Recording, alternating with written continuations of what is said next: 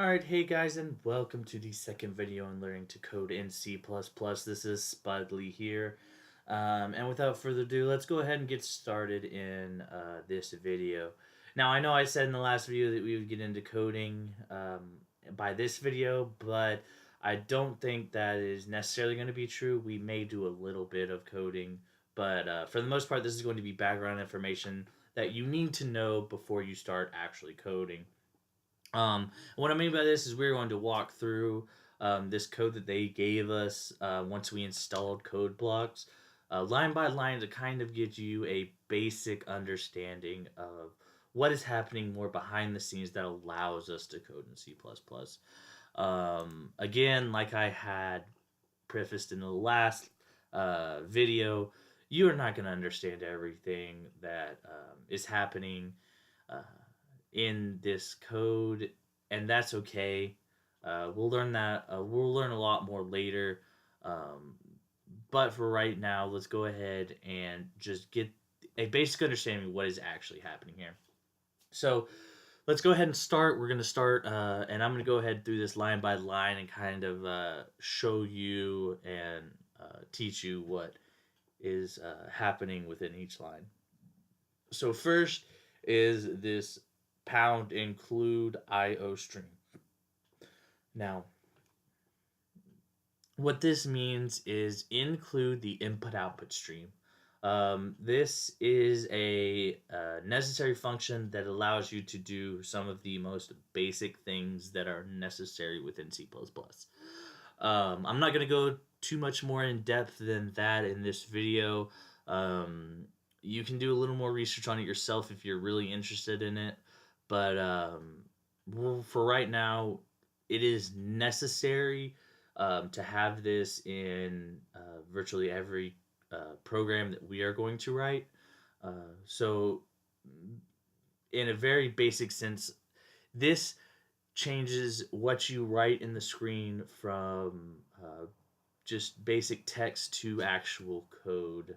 While this is not true in every sense of the phrase, um, it is true for what we need to know now.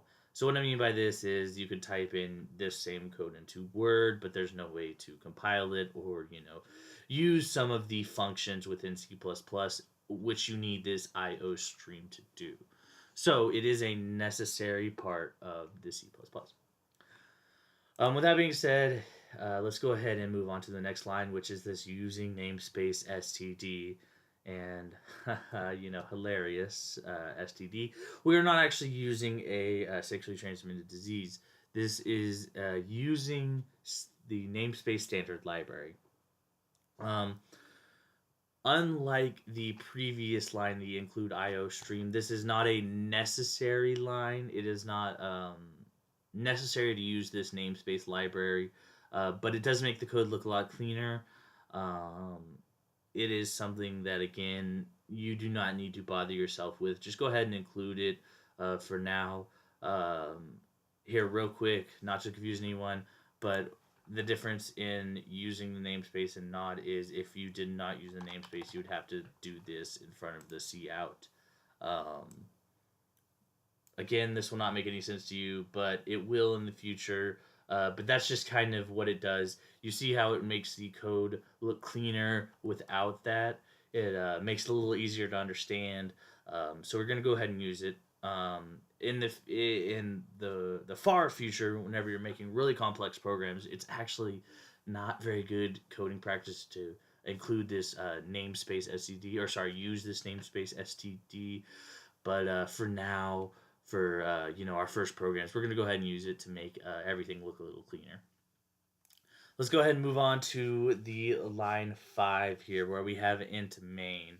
Now, int main is a function, and the reason we know this is because it is followed by these curly Q brackets, basically.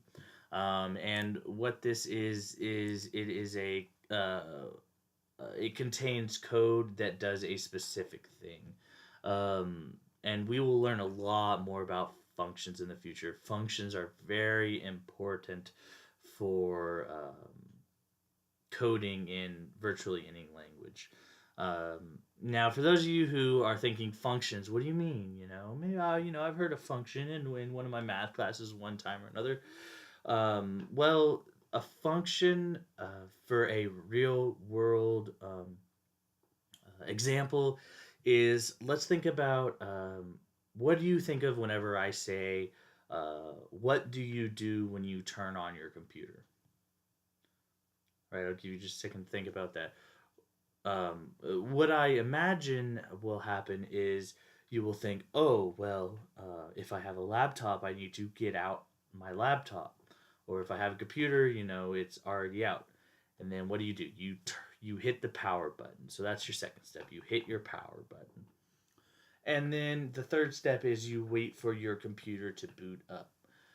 Once the computer's booted up, say maybe for the fourth step, you select the user that you are. So for me, I'd select Spudley, right? And then I would input my password. So that's step 5 is I input my password. And then the computer is booted up and I could do what I would like to with that computer. So within the function of booting up my computer, it is, let's say I have a laptop. So I get out my laptop, I push the power button, I wait for the computer to boot up, I select the user that I am, and I input the password, and now I can write in, or now I can use my computer. So that is a function of starting up your computer. So, like I said, we'll get into that a lot more if that didn't make complete sense, but that's kind of a real world example of what a function is. It is a set of code that that is related to each other and is done like stepwise almost. So, let's go ahead and move on to the next line. We have this C out. What this stands for is console output. So if you remember in the last video, we went ahead and compiled some of our code, and it had a black screen that popped up and it said "Hello World." Well, that is actually the console that pops up, and so what this means is it is a console output, and it writes what is within the output to the screen. So what I mean by this is we have C out, and then we have these left arrows. I'm going to call them left arrows. I'm sure there's a more technical term for that, but I've always used left arrows, and I'm going to go ahead and stick with that. And so what this means is C out, and then you have these two left arrows, and basically everything that is within these arrows is what is going to be shown on the screen. So what we have here is print to the screen, whatever's within these arrows, and we have in quotation marks, be sure to have them in quotation marks for what you want to print to the screen for now, is "Hello World." So we have those within quotation marks. So this is going to be shown whenever we print the screen. And finally, the line ends with an end L. What end L means is basically you hit the enter button. So think about it in a Word document or a notepad, whatever you use for your text editor. Whenever you're done with a line, or say you want to go to a new paragraph, you hit enter and it goes to the next line, or return. You go to the next line, no matter where you are in the previous line. So what that means is basically we're going to have a enter. You're going to hit enter. And end L obviously stands for end line. Not obviously, but evidently stands for end line. And then what you always do is with every line of code, you end it with a semicolon. This tells the computer that you are done with that line, and let's go ahead and move on to the next line. And the final line here, well, the next to last line, is return 0. What return 0 means is basically we are returning that the program compiled correctly. By return, I mean we are telling the computer, hey, look at that, we reached the last line of the code, and everything, compiled correctly, so good job, you wrote your first program. If you do have an error, which you will learn a lot about errors later, because that is something that you're going to spend the majority of your time on, is fixing errors. But for now, Basically, if you have an error if in your program, it will not hit this return 0 line, which means that the program will crash for, lack of better words. Really, the compiler detects an error and it doesn't actually compile, which means it doesn't crash. But for now, let's go ahead and say it crashes because your computer crashes. Everyone kind of knows what that means, and it's a familiar term.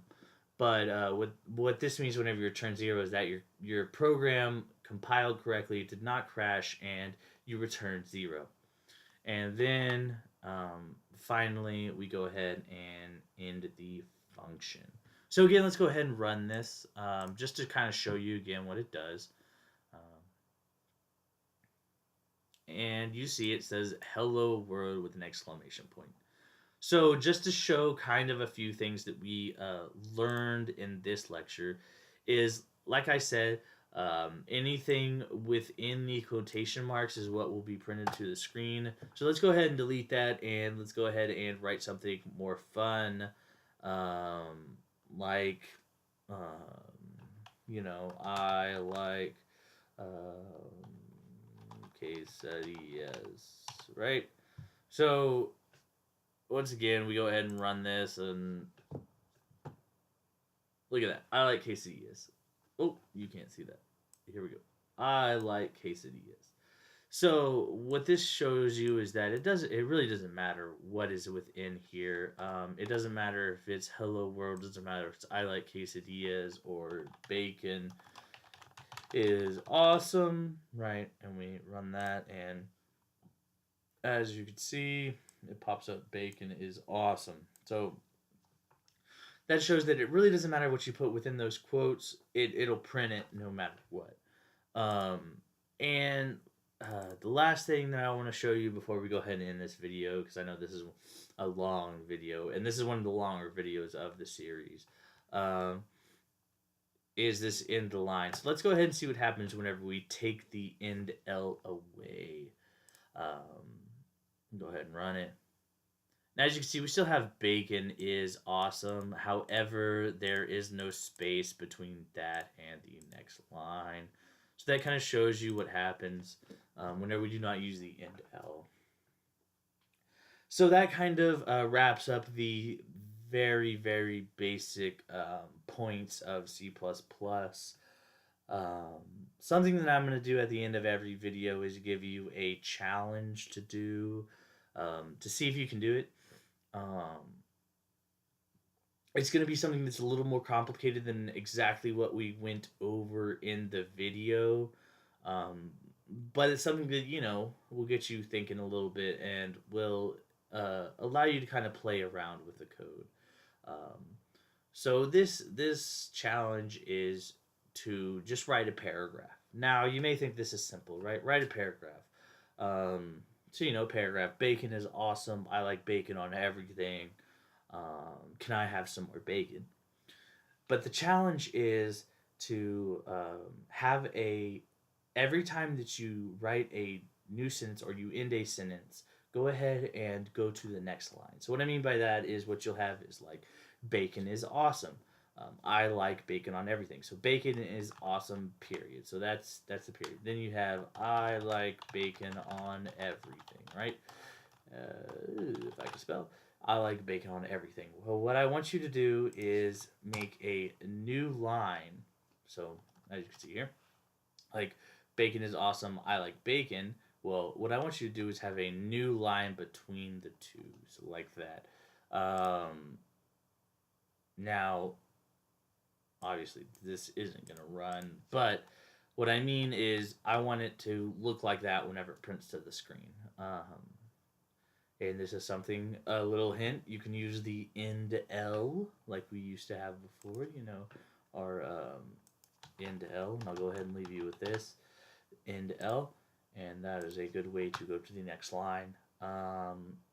And what I'm going to do is, I think for the next video, I'm going to go ahead and show you the answer to this challenge at the beginning of the video. Go ahead and let me know in the comments below if y'all would rather the challenges be a separate video, or the answers to the challenges be a separate video than the tutorials. Or I can just cut the challenges all together. Just let me know what y'all would like to do. Other than that, thanks for watching, and I will see y'all next time. And this has been the basics of the C++ language.